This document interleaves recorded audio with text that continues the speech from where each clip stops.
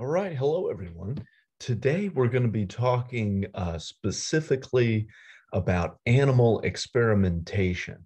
So this reading is kind of unique.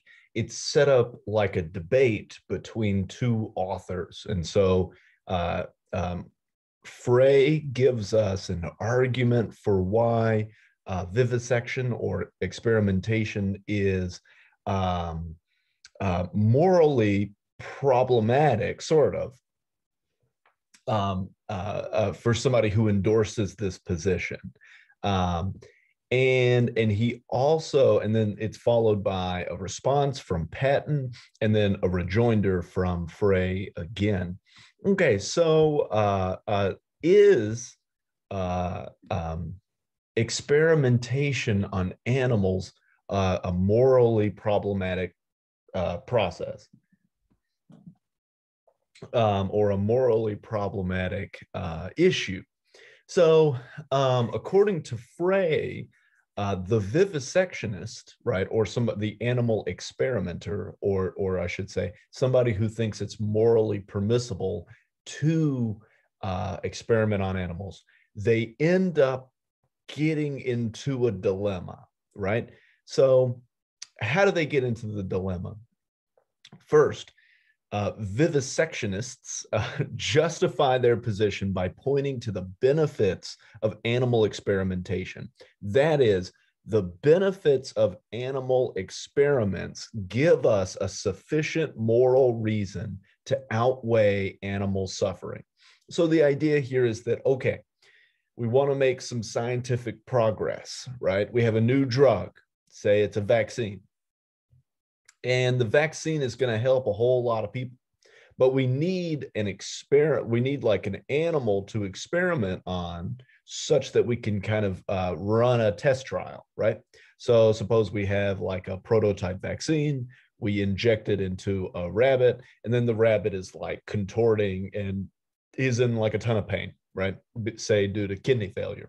So we've stricken a rabbit with kidney failure so that we don't do that to a person, and so that we can rule out a prototype vaccine. Just, as an example. So, okay, the idea here is that this practice, right, using a prototype vaccine on a rabbit, is justified in virtue of the fact that the vaccine is going to have lots of health benefits to lots of people, right? Okay, good. Um, so the problem is that if we think that the benefits of animal experimentation justify the experimentation, Frey identifies that that leaves us in a dilemma. So what are the horns of the dilemma? Either we have to accept that that the benefits of experimentation can sometimes justify experimentation on human beings, right? So sometimes, morally speaking, we're justified on, say, using a prototype vaccine on a human subject, right? Even though there might be pain that's caused to that human being, right? So either we have to accept that, or we have to accept, or we have to give some reason, if we're an animal experimentation person, a vivisectionist, we have to give some reason why human beings matter more than animals. Okay, so we have the option. We have to say, okay, either we have to say animals and humans are like equal, right? And sometimes we can justify experimentation on human beings. Or if we want to say that no, we like can't justify experiments on human beings because human beings matter more, right? We have to give a reason for why human beings matter more, right? And so according to Frey, there is no good non-religious reason to accept B, since there are human lives that are essentially just identical or equal to that of animal life, right? So suppose that there are people who are severely mentally handicapped that have, say, the mental capacities of a dog, right? That would mean that their life is kind of equal to that of the dog, right? And so whatever special thing that we have, that person doesn't have it. And so it seems like they are equal to the dog, right? So for instance, Kant thinks that what makes human beings special is like our capacity to reason, right? Um, and like come up with like all cool equations and have language and all sorts of things, right? Um, but a lot of human beings don't have that. First, there are like young children and infants who don't have the capacity to reason. And there's also the severely mentally handicapped that also don't have that ability, right?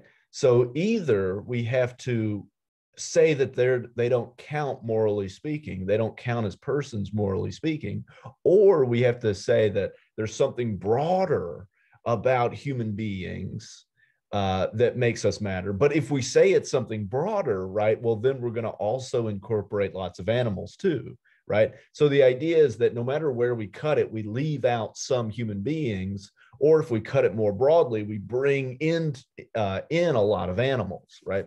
And this is the idea here is this is the problem of marginal cases.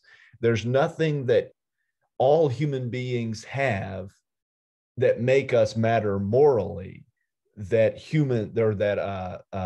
animals don't have, right? Because of these fringe cases, these the mentally disabled and young children, right? So what does all this show us? All of this shows us that the vivisectionist cannot accept B, right? Doesn't have a good reason to accept B, that humans matter more than animals. And so, according to Frey, the vivisectionist is forced to accept A. That is forced to accept A, that sometimes experimentation on human beings is justified by the benefits that come from it.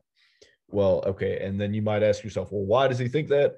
And it's because there's nothing that makes human beings like morally special, is the idea. Okay. Okay, so Paton responds. First, he offers some really interesting kind of general attacks on just like Frey's philosophical method here, which is really interesting. So, first of all, Frey says that the problem of marginal cases actually just doesn't really show us that no human life is more valuable than any animal life. So that's interesting, right? So just because maybe some human beings are like equal to animals, well, it doesn't mean that like no human being, like it doesn't follow from that like human beings and animals are like all of a sudden morally equal, right? Later in his response, Frey rejects this reading of the text. But anyway, it's interesting. So maybe we might doubt the problem of marginal cases. And then the second issue with Frey's method is that he runs into what I'm going to call the continuity problem. So the idea here is that Frey attempts and fails to identify a dimension that distinguishes all human beings, morally speaking, from animals, right? So the idea here is we want like a comprehensive feature that all human beings have that animals don't have. So that way we can say, look, people matter more than animals, right? So Paton is saying that this kind of method is like misguided. Rather, we should kind of think about it in terms of operational scale, right? So the idea here is there is some minimum cutoff that some animals are going to be in and that some humans are also going to be in, right? The passage is a little convoluted, but that's at least what I got from the text here. Okay, and then Paton also attacks the problem of marginal cases. Um, so he thinks that he has a solution to the problem of marginal cases. Namely, it's the human capacity for enrichment or the capacity to accumulate experiences in language, right? Um, so the idea that is that we can express our memory through language or through writing, right? And we can sort of create or recreate our own experiences. And all human beings have this. And it's that feature that makes us like better than animals, morally speaking. We're more important given this capacity to remember and reconstruct in language our experiences. So, like, Frey is unimpressed by what we might call his solution to the problem of marginal cases. So, for instance, one is that the capacity for enrichment and experience accumulation help it's unclear why that would help us with our moral decision making. And so the idea is, or a phrase says that the mere fact that my species can produce, say, a Beethoven or somebody that's very impressive does not make my life any more valuable, right?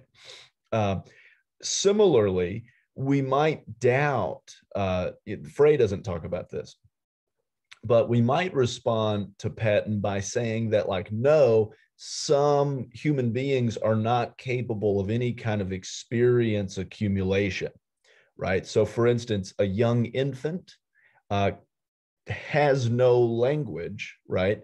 Or maybe has some very limited language, and so they don't have the capacity to reconstruct their own experiences into the written word, right?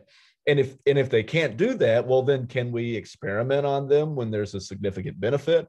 And so we end up right back in the same place, right? So the idea here is that Paton's criteria for what makes human beings matter actually ends up not working out all that well and not actually solving the problem.